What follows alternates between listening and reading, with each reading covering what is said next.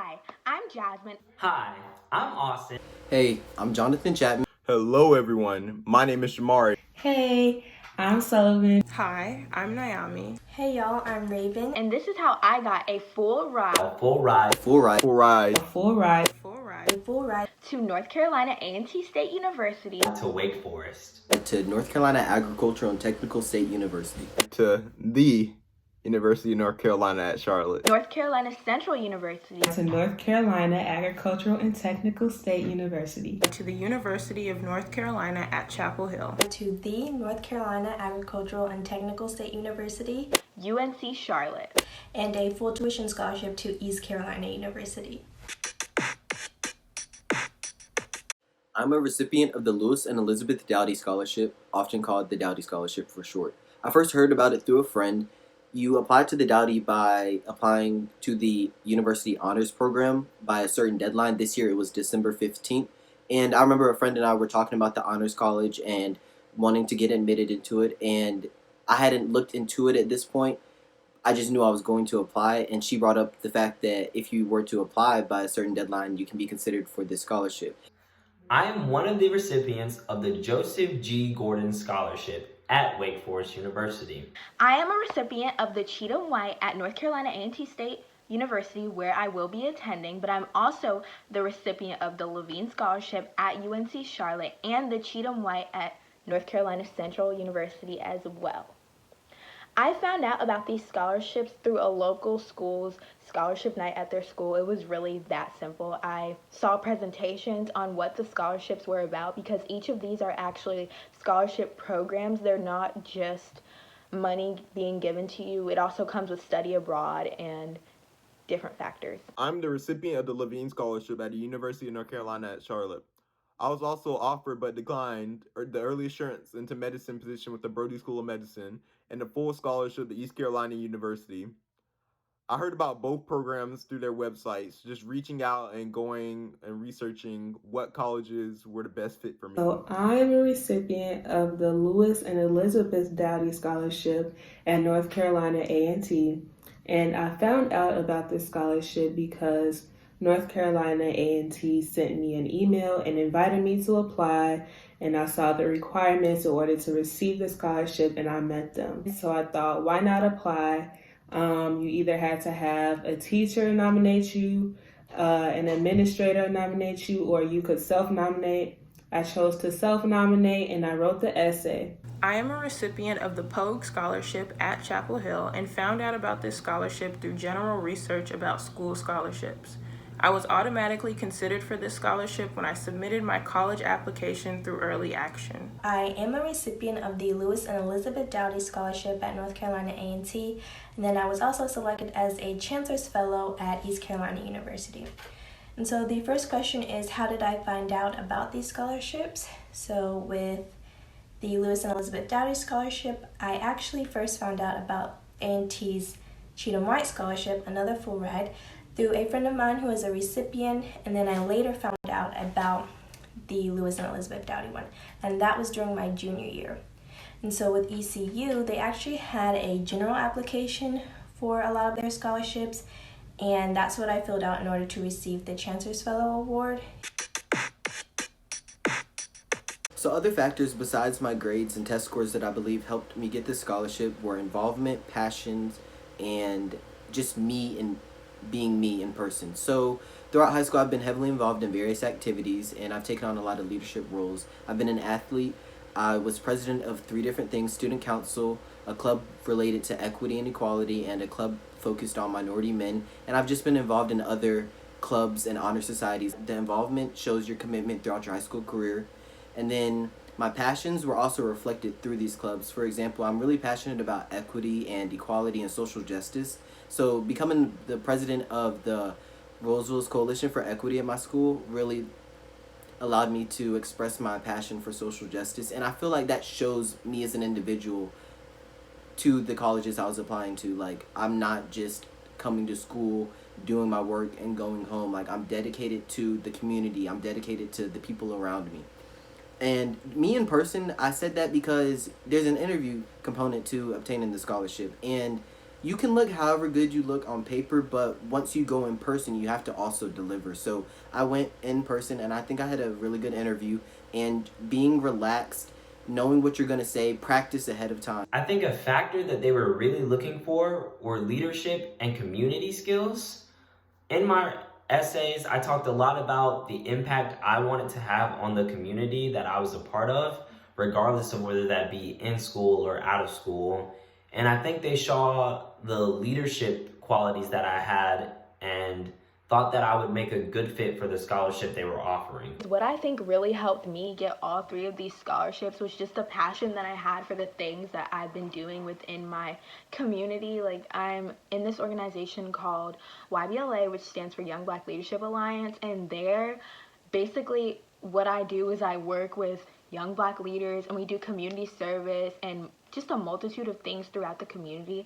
So I think my passion for that, when I talked about it in my interviews and my essays, really helped me to be in the position of where I am today, being the recipient of 3 full rides or even a full ride. And another thing that I think really helped me was also just my interview skills. I don't know if you could tell, but I'm a pretty outspoken person, so I was talking in my interviews a lot, making eye contact. I try not to use filler words. I am Toastmaster certified. So that was another great thing that I think really helped me. What I believe set me apart in the scholarship application process was my devotion and work ethic. You don't have to be the smartest person in the room, but you can always be the hardest working person in the room. That's why all the clubs and activities I was involved in, I made sure I devoted lots of time, hours, tears to making sure that I was being the best possible Jamari that I could be, devoting all my time, making sure I was in leadership positions, making sure that people knew that, hey, Jamari's the type of guy we can depend on. So one of them was my dedication to community service. So throughout my high school career, I accumulated more than 400 community service hours, which was demonstrated on my transcript. And there was a trend throughout my resume and my list of activities that showed that I was dedicated to community service.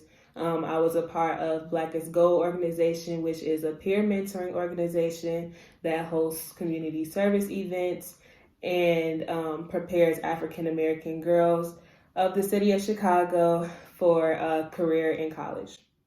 So in addition to that, I was also the president of Natural Hair Club, and that leads me into my next point, of which I feel like made me stand out as a candidate, which was my leadership positions in my organizations that I was a part of. I made sure that I rose to leadership. So for Natural Hair Club, I was the president. And like I just said, for Black as Gold, I was the director of event planning. The main factors are your commitment to diversity and community service. You should be personally involved in different facets of your community, like political groups, nonprofits, or just volunteer work. And you should be able to tie in your passion for giving back into your goals for the future. So your goals for the future should tie into your major or just generally. You should also know how to communicate your thoughts and ideas clearly to others for the interview process. The interview process is pretty laid back, but you still need to be able to communicate and be confident. I would definitely say my drive. I was really committed to giving my all in both the application processes for both scholarships and then the interview for the Lewis and Elizabeth Dowdy Scholarship. And I would also say that my involvement in extracurricular activities and just within the community also contributed to me getting these scholarships.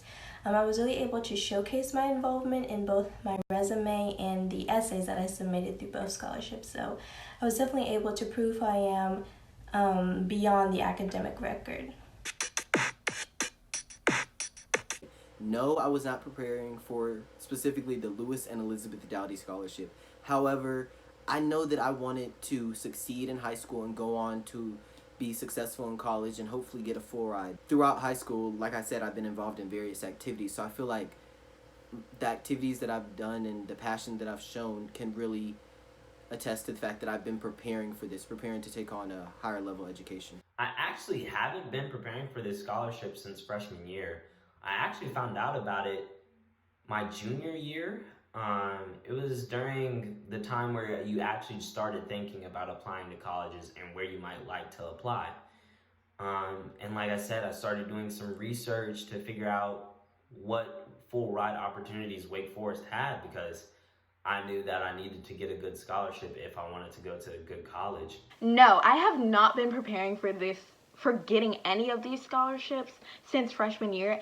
Like I said previously in this video, I literally did not know anything about these scholarships until my senior year. I think end of August or September-ish, and I just got on it from there. You do not need to be preparing for this since your freshman year in order to get these scholarships. I would say, like, you should be involved as much as you can in your community, and if you are watching this as a freshman, a sophomore, or even a junior, I promise you, you are a step ahead of me. I literally never thought that I would be in the position that I am in today, and I'm really grateful for it. As long as you have the qualifications, the grades, which are a minor part of it, your extracurriculars, and just you as a person, you can do anything. I was preparing for this scholarship since freshman year.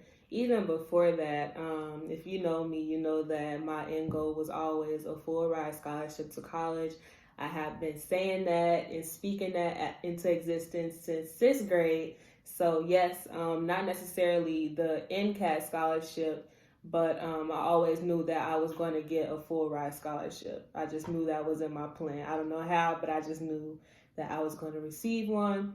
Or not receive, but earn it. So yes, that was always what I was striving towards throughout my high school career. While I did prepare for general institution scholarships since 10th grade, I didn't prepare for this scholarship specifically because all you need to do to be considered is to turn in your college application for early action. No, like I mentioned earlier, I found out about North Carolina A&T's Lewis and Elizabeth Dowdy Scholarship my junior year of high school, and then with ECU's Chancellor's Fellow Scholarship, I found out about that one my senior year of high school.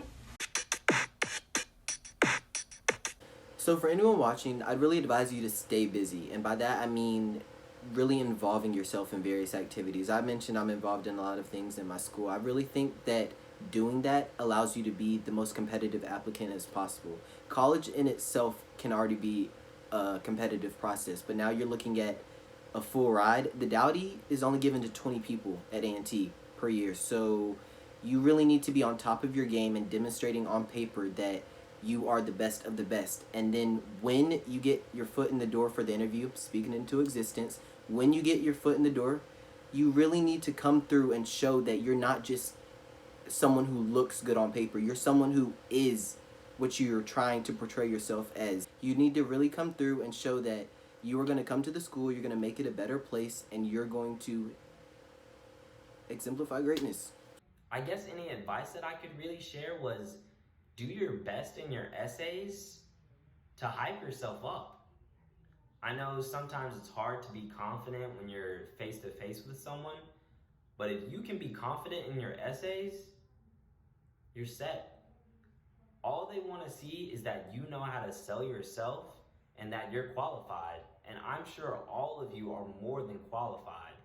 You just have to know how to market your qualities. Advice that I have to give to any of you is just to really stay positive. I literally took the word can't out of my vocabulary, and I also replaced if with when I was like, when I get this scholarship, and people thought it was funny. But I mean, look at where I am now. Please don't be discouraged by anything you see, whether it's on social media, even on YouTube. Some people, they get like 1500s and they get full rides. I did not get a 1500 on my SAT, as you could see. I mean, I had a good GPA, but I had other things. I had a personality. I think all of that matters. They look at you holistically. I truly believe that, especially for these scholarships. Research, research, research. Research some of the things people who are in the scholarship program or who are a part of the program or affiliated with the program, what are they involved in? That way the admissions committee can say, hey, this guy's kind of like the standards that we hold for our own cohort, our own students. Maybe they would be a welcome addition to our team.